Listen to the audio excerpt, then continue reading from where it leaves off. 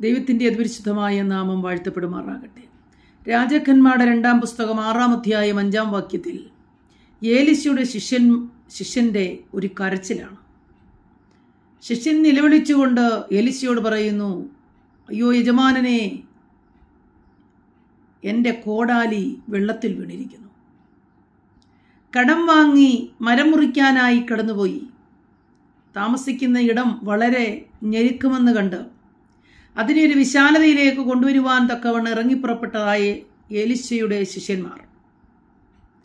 അവർ നിർബന്ധപൂർവം ഏലിശയും കൂടെ കൂട്ടത്തിൽ കൊണ്ടുപോകാൻ ആഗ്രഹിച്ചു. അങ്ങനെ അവരുടെ ആഗ്രഹപ്രകാരം ഏലിശയും ശിഷ്യന്മാരുടെ കൂടെ കടന്നു പോവുകയാണ്.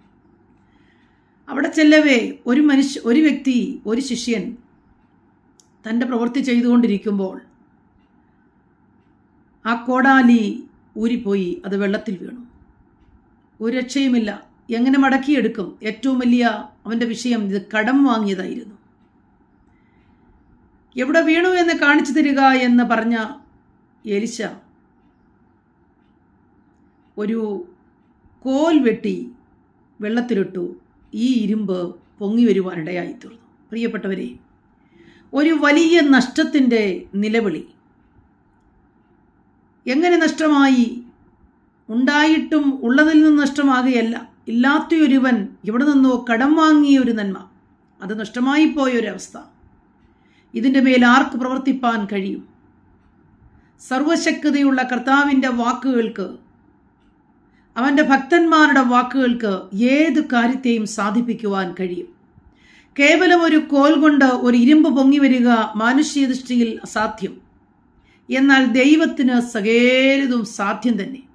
അവൻ്റെ വായിൽ നിന്ന് പുറപ്പെടുന്ന ഒരു വചനം അത് കാര്യം സാധിപ്പിക്കാതെ മടങ്ങി വരികയില്ല.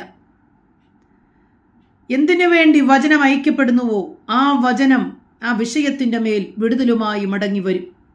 ഇന്ന് രാവിലെ സമയം വിശ്വസിക്കുന്നുവെങ്കിൽ കാണാതെ പോയതിനെ, നഷ്ടമായതിനെ, ചിലതിനെ മടക്കി തരുവാൻ ദൈവത്തിന് പ്രസാദമുണ്ട്.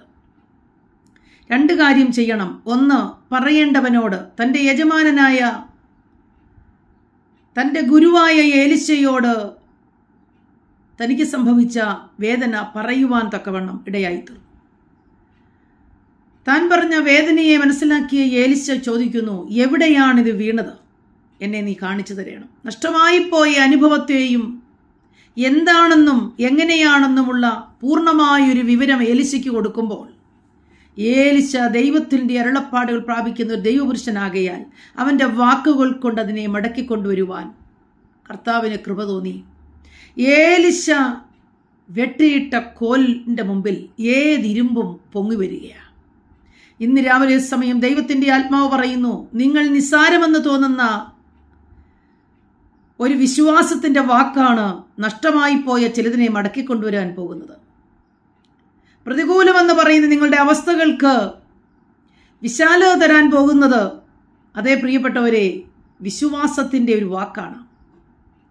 ദൈവത്തിൽ ആശ്രയിച്ചുകൊണ്ട് നിങ്ങൾ വിശ്വാസത്തോടെ കൽപ്പിക്കുന്ന വാക്കുകൾക്ക് നിങ്ങളുടെ ജീവിതത്തിൽ വൻകാര്യങ്ങളെ കൊണ്ടുവരുവാൻ കഴിയും.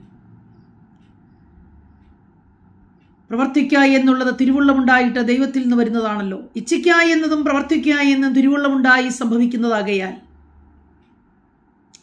നാം ഇച്ഛിക്കുന്നുവെങ്കിൽ സർവശക്തനായവൻ തിരുവുള്ളമുണ്ടായിട്ട് അത് പ്രവൃത്തി പൂർണ്ണതയിലെത്തിക്കുവാൻ ഇടയായിത്തീരും. അതുകൊണ്ട് രാവിലെ സമയം പറയുന്നു, നഷ്ടമായതിനെ ചൊല്ലി വിലപിച്ചിരിക്കാതെ പറയേണ്ടവൻ്റെ അടുക്കലേക്ക്, എത്തിക്കേണ്ടവൻ്റെ അടുക്കലേക്ക് ഈ നഷ്ടത്തെ ഒന്ന് കൊണ്ടെത്തിച്ചാൽ നിശ്ചയമായും ദൈവം ഇതിൻ്റെ മേൽ പ്രവർത്തിച്ച് നിങ്ങളുടെ നഷ്ടങ്ങളെ മടക്കിത്തരുവാൻ വിശ്വസ്തനാണെന്ന് രാവിലെ സമയം അറിയിക്കുക. ഫോഷ്ക് പറയുവാൻ അവൻ മനുഷ്യനല്ല പ്രിയപ്പെട്ടവരെ.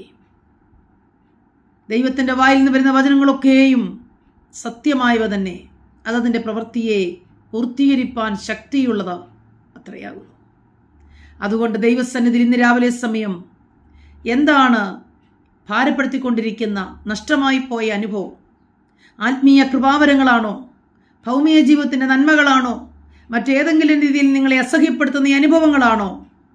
രാവിലെ സമയം ആ വേദന അതുപോലെ ദൈവസന്നിധിയിൽ നിന്ന് കൊണ്ടുവെക്കുന്നുവെങ്കിൽ ഏറ്റവും ശ്രേഷ്ഠമായ രീതിയിൽ മടക്കിത്തരുവാൻ ആരോഗ്യത്തെ മടക്കിത്തരുവാൻ, ഭൗമിക സമ്പത്തുകളെ മടക്കിത്തരുവാൻ, തലമുറകളെ മടക്കിത്തരുവാൻ, ജീവിതത്തിന്റെ ഖേദിക്കുന്നു എന്ന് തോന്നുന്ന ഏതു മേഖലയെയും മടക്കിത്തരുവാൻ അവൻ സർവശക്തിയുള്ള ദൈവമാണ്. പൂർണ്ണമായി വിശ്വസിക്കാം. ഈ വചനങ്ങളാൽ ദൈവം നമ്മെ അനുഗ്രഹിക്കട്ടെ. ആമേൻ.